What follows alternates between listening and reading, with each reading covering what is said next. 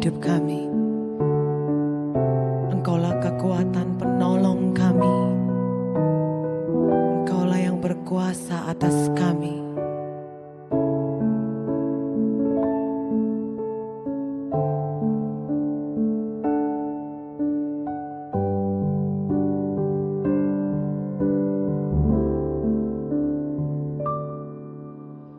Yesus naik ke surga, sediakan tempat bagiku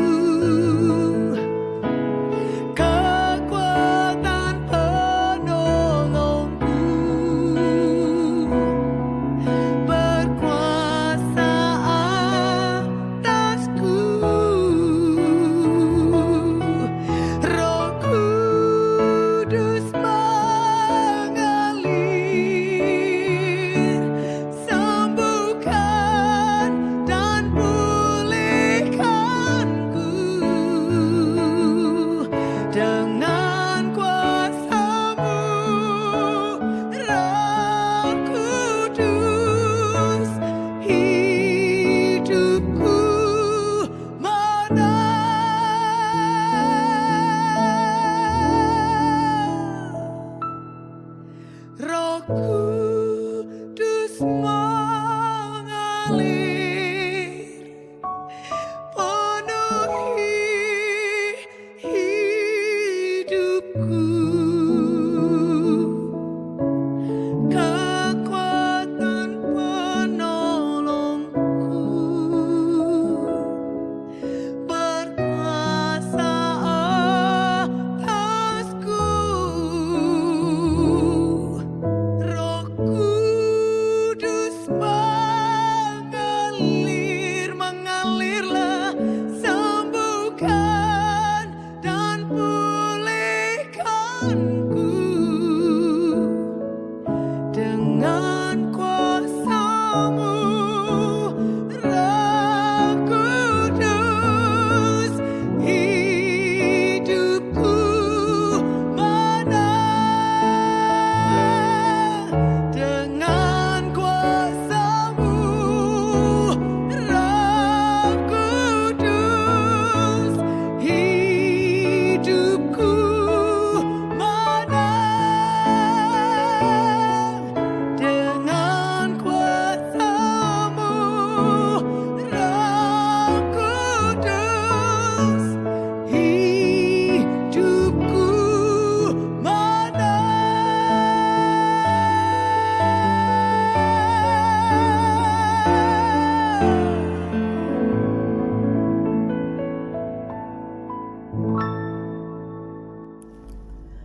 Shalom, saudara-saudaraku yang kekasih di dalam Tuhan Yesus Kristus. Puji Tuhan, hari ini Kamis 29 Mei tahun 2025, hari peringatan kenaikan Tuhan Yesus ke sorga. Puji Tuhan, kasih Tuhan luar biasa.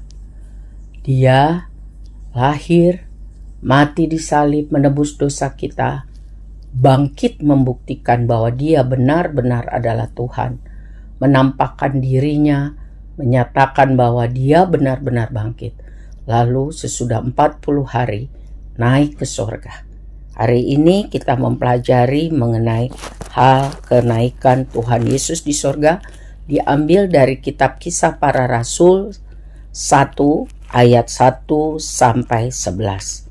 Saudara-saudaraku yang kekasih, mari kita berdoa mohon berkat Tuhan supaya kita mempunyai pengertian yang benar dan dapat melakukan kehendak Tuhan. Mari kita berdoa. Selamat pagi Tuhan Yesus yang baik. Terima kasih karena kasih setia-Mu kami masih hidup sampai hari ini. Terima kasih karena kesabaran dan kemurahan-Mu kami masih boleh beribadah dan melayani Tuhan. Puji Tuhan, mulia Tuhan, agung Tuhan, baik Tuhan. Luar biasa kasih setia-Mu, kuasa-Mu, pertolongan-Mu. Haleluya, haleluya. Mohon ampun Tuhan Yesus buat semua dosa salah kami, kepadamu dan kepada sesama kami manusia. Kami mohon dalam nama Tuhan Yesus, kuduskan kami, layakkan kami Tuhan untuk beribadah dan hidup melayani Tuhan. Mampukan kami untuk hari-hari selanjutnya menjadi lebih melakukan kehendak-Mu. Kami rindu menyenangkan hati-Mu. Kami rindu kalau Tuhan datang kedua kali, kami kedapatan tetap percaya, tetap taat, dan tetap setia. Kami mohon ini dengan yakin, dengan sungguh-sungguh percaya, di dalam nama Tuhan Yesus. Amin.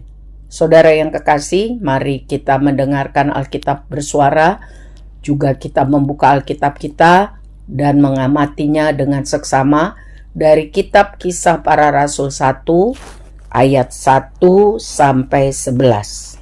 Tuhan Yesus memberkati. Kisah Para Rasul 1. Roh Kudus dijanjikan. Hai Theophilus, dalam bukuku yang pertama aku menulis tentang segala sesuatu yang dikerjakan dan diajarkan Yesus sampai pada hari Ia terangkat. Sebelum itu Ia telah memberi perintahnya oleh Roh Kudus kepada rasul-rasul yang dipilihnya. Kepada mereka Ia menunjukkan dirinya setelah penderitaannya selesai, dan dengan banyak tanda Ia membuktikan bahwa Ia hidup.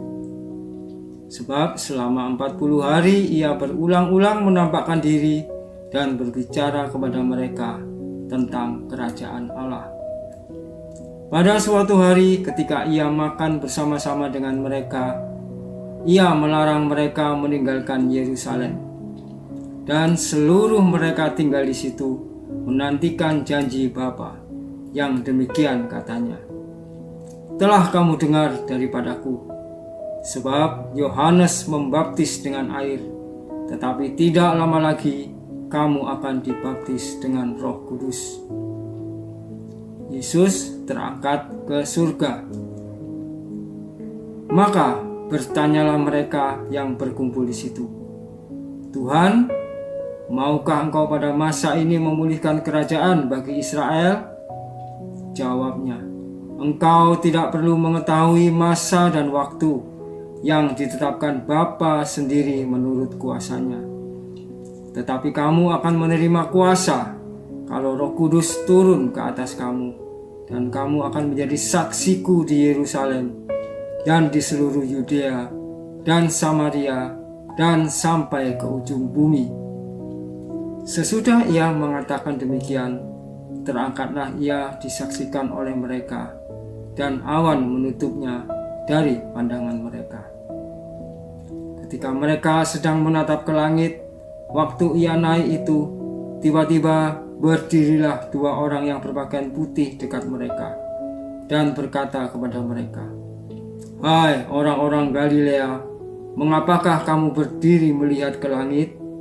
Yesus ini yang terangkat ke surga meninggalkan kamu, akan datang kembali dengan cara yang sama, seperti kamu melihat dia naik ke surga."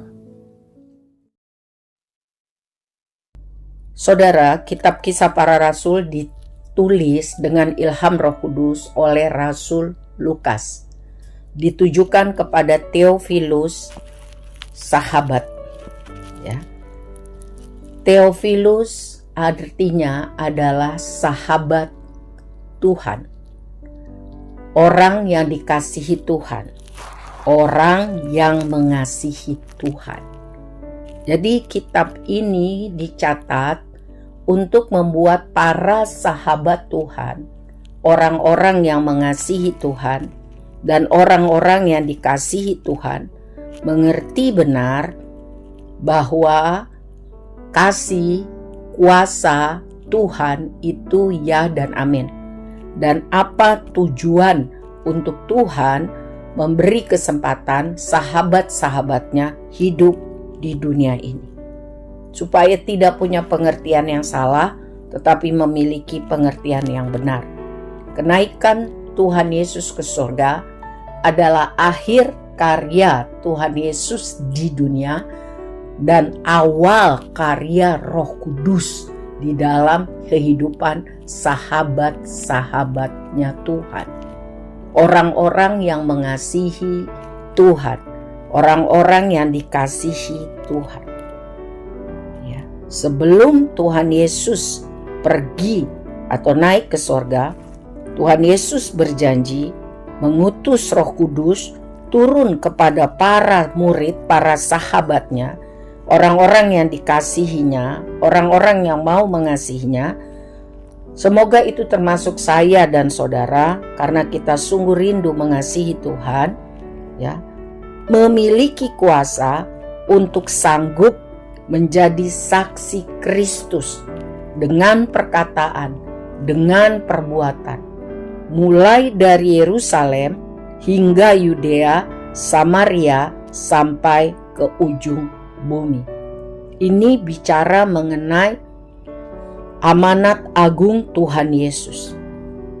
Kunci keberhasilan melaksanakan perintah atau amanat agung Tuhan Yesus untuk menjadi saksinya bagi seluruh dunia, yaitu kalau kuasa Roh Kudus memenuhi, memimpin hidup sahabat Kristus, sehingga dimampukan melanjutkan karya Kristus untuk mengajar, untuk bersaksi, dan membuat mujizat.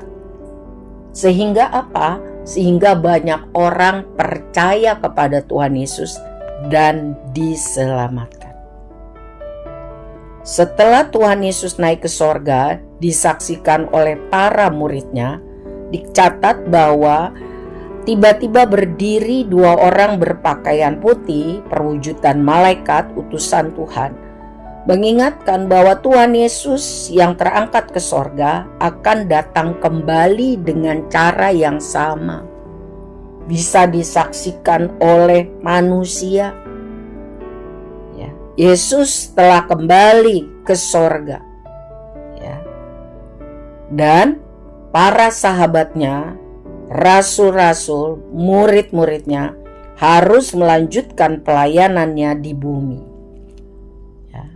Kita, orang-orang yang sudah diampuni, dibenarkan dosa, diangkat menjadi anaknya, menjadi sahabatnya, seharusnya kita pun ditugaskan untuk menjadi saksi Kristus. Kita tidak mungkin bisa menjadi saksi Kristus yang efektif kalau tidak dikuasai, dipimpin Roh Kudus yang mengajar, menegur, menghibur, ya, yang memberi kuasa untuk mampu melakukan kehendak Tuhan. Saudara-saudaraku yang kekasih, peristiwa kenaikan Tuhan Yesus sangat penting, berkaitan juga dengan kedatangannya yang kedua kali. Ya. Ada jaminan pasti bahwa Yesus Kristus akan datang kedua kali, bukan sebagai bayi lagi, tetapi sebagai Raja dan Hakim, untuk menjemput semua orang yang percaya, yang taat setia, sahabat-sahabatnya yang mengasihinya, untuk naik ke sorga, tinggal bersama Tuhan di sorga mulia, bersukacita bersama Tuhan, menikmati hadirat Tuhan. Tidak ada susah, sakit, dan air mata.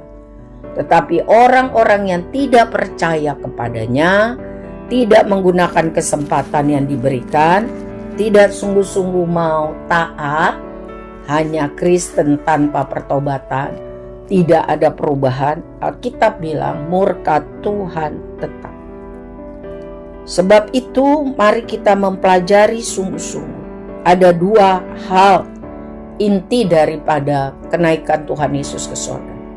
1, Tuhan Yesus selesai masa tugasnya di surga, harus dilanjutkan oleh sahabat-sahabatnya. Roh Kudus, rohnya Tuhan itu menyertai, memampukan untuk bisa menjadi saksi Kristus yang efektif. Yang kedua, bahwa Tuhan Yesus yang naik ke sorga itu, dia pada waktunya akan datang kembali menjadi Raja dan Hakim, menjemput orang-orang yang percaya, taat, dan setia kepadanya naik ke sorga, dan menghukum, mengadili orang-orang yang tidak percaya, tidak taat, tidak setia. Tuhan Yesus berbicara dengan jelas mengenai Roh Kudus. Murid-murid sebagai kuasa dari tempat maha tinggi. Murid-murid gak mengerti. Mereka terpatok, dibatasi dengan pikiran yang sempit. Mereka pikir kuasa dari tempat yang maha tinggi itu adalah pemulihan kuasa kerajaan Israel. Berkuasa di bumi ini, lepas dari penjajahan Roma dan jadi penguasa dunia. Padahal bukan itu maksud Tuhan dengan kuasa dari tempat yang maha tinggi. Yang dimaksudkan adalah kuasa dari tempat maha tinggi adalah kuasa Tuhan secara rohani yang dapat mengguncangkan bukan hanya kerajaan Romawi, tetapi seluruh dunia, dan termasuk kuasa iblis yang merongrong dan mau membunuh dan membinasakan. Kuasa dari tempat maha tinggi adalah kuasa Roh Kudus yang dicurahkan kepada sahabat-sahabatnya. Sehingga ada pertobatan besar, ada pemulihan besar, dan setiap orang yang disebut sahabat Kristus diberi kuasa, yaitu kuasa dari tempat maha tinggi, kuasa Roh Kudus yang memampukan untuk menunjukkan kuasa Tuhan. Kisah para rasul banyak mencatat bagaimana para murid Kristus, sahabat Kristus, menunjukkan kuasa Tuhan. Petrus Yohanes, Stefanus, Filipus, Paulus, dan semua murid Kristus. Kisah Para Rasul 4 ayat 33. Para penguasa dunia, hamba-hamba dosa, hamba-hamba iblis, tidak berkuasa untuk membunuh, mencuri, dan membinasakan. Sebab Roh Kudus, kuasa yang dari tempat maha tinggi itu, lebih daripada kuasa-kuasa kegelapan. Saudara, kita sekarang hidup dalam penantian akan kedatangan Tuhan Yesus yang kedua kali. Mari melalui peristiwa kenaikan Tuhan Yesus ke surga, kita merefleksi, mengintrospeksi diri. Apakah kita sungguh-sungguh menjadi sahabat Kristus, orang yang mengasihi Tuhan, orang yang dikasihi Tuhan? Apakah hidup kita dipimpin dan dikuasai Roh Kudus? Mari gunakan kesempatan yang Tuhan masih berikan untuk sungguh-sungguh hidup seperti yang Tuhan mau. Ya. Dan mari kita gunakan kuasa dari tempat maha tinggi itu, Roh Kudus, untuk kita mampu menjadi pelaku firman, menghasilkan buah pertobatan, dan bersaksi kepada banyak orang setiap hari. Minta keberanian, minta kesempatan, ya, agar banyak orang melihat kuasa Tuhan, mendengar kuasa Tuhan yang dahsyat itu bekerja. Ya, jadi jangan hidup asal hidup, jangan fokus untuk hal-hal yang sementara di dunia ini. Mari kita minta Tuhan beri saya hikmat supaya memikirkan dan mengerjakan hal-hal yang esensi, hal-hal kekekalan. Yohanes 3 ayat 13 mencatat Tuhan Yesus sendiri berkata, "Tidak ada seorang pun yang telah naik ke sorga selain daripada Dia yang telah turun dari sorga, yaitu Anak Manusia." Pembicaraan Tuhan Yesus dengan Profesor Nikodemus. Di dalam terjemahan firman Allah yang hidup, Tuhan Yesus berkata, Yohanes 3 ayat 13, "Sebab hanya Aku, Mesias, Juru Selamat, yang telah datang ke dunia dan akan kembali ke surga." Jadi peristiwa kenaikan Tuhan Yesus ke surga itu sudah dinubuatkan sebelum hal ini terjadi. Jadi ini rangkaian daripada rencana keselamatan Tuhan bagi dunia ini. Ya. Lalu di dalam Ibrani 1 ayat 3, "Ia adalah cahaya kemuliaan Allah dan gambar wujud Allah." Ini bicara mengenai Tuhan Yesus. "Dan menopang segala yang ada dalam firman-Nya, yang penuh kekuasaan. Dan setelah Ia selesai mengadakan penyucian dosa, Ia duduk di sebelah kanan yang maha besar, di tempat yang maha tinggi." Ibrani 1 ayat 3 dalam terjemahan firman Allah yang hidup saya bacakan. Anak Allah itu menyinarkan kemuliaan Allah, dan segala sifat serta perbuatannya menunjukkan bahwa Ia adalah Allah. Ia mengatur alam semesta dengan kuasa firman-Nya. Dialah yang telah mati untuk menyucikan kita, serta menghapus segala dosa kita, lalu duduk dalam kemuliaan tertinggi di sebelah kanan Allah yang maha besar di sorga.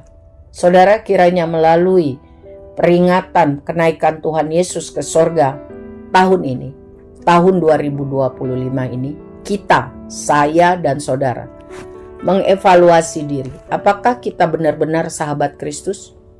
Orang yang mengasihi Tuhan, orang yang dikasihi Tuhan. Kalau ya, lakukanlah perintah Tuhan. Pergi, beritakanlah Injil. Kita tidak sendiri. Ada kuasa dari tempat yang maha tinggi. Roh Kudus, Rohnya Tuhan, memimpin, menguasai, memenuhi semua orang yang sungguh-sungguh ingin, rindu menjadi sahabat Kristus, menyenangkan hatinya, melakukan kehendak-Nya. Dan Ia akan datang kembali, menjemput orang-orang yang sungguh-sungguh menjadi sahabat-Nya. Gunakanlah kesempatan ini untuk sungguh-sungguh berbalik dari semua dosa, kesalahan, kegagalan kita. Selama masih ada hidup, berarti ada kesempatan untuk mengaku dosa, bertobat, menjadi sahabat Kristus. Lakukanlah kehendaknya. Kita tidak sendirian, ada Roh Kudus yang menolong kita setiap hari untuk maksimal menjadi seperti yang Tuhan mau. Saksi Kristus dari perkataan dan perbuatan. Nama Tuhan dipermuliakan. Amin. Mari kita berdoa. Tuhan Yesus yang baik, terima kasih buat kesempatan merenungkan firman Tuhan. Kami sungguh-sungguh rindu menjadi sahabat Tuhan. Orang-orang yang mengasihi Tuhan, melakukan kehendak Tuhan, menghargai kasih Tuhan di dalam hidup kami. Penuhi kami dengan Roh-Mu yang kudus, sehingga kami mampu menjaga, berjalan dalam kekudusan dan kebenaran. Menjadi saksi Tuhan yang efektif dalam perkataan dan perbuatan. Tolong kami, supaya terus percaya, taat, dan setia. Tidak tertinggal karena kebebalan dan kebodohan kami. Bahkan hari-hari yang Tuhan masih berikan, hari-hari yang akan datang, kami mau lebih efektif.